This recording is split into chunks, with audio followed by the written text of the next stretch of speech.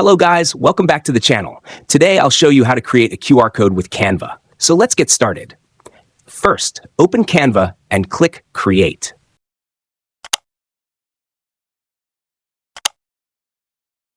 Search for logo and open it. Now click Apps from the left panel. Search for QR code and open the first app.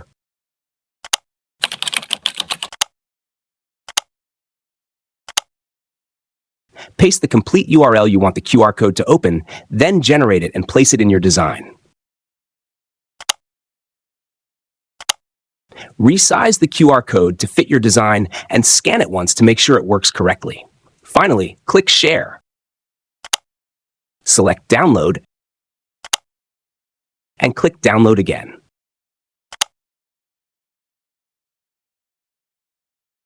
That's it. Your QR code is now saved to your PC and ready to use anywhere.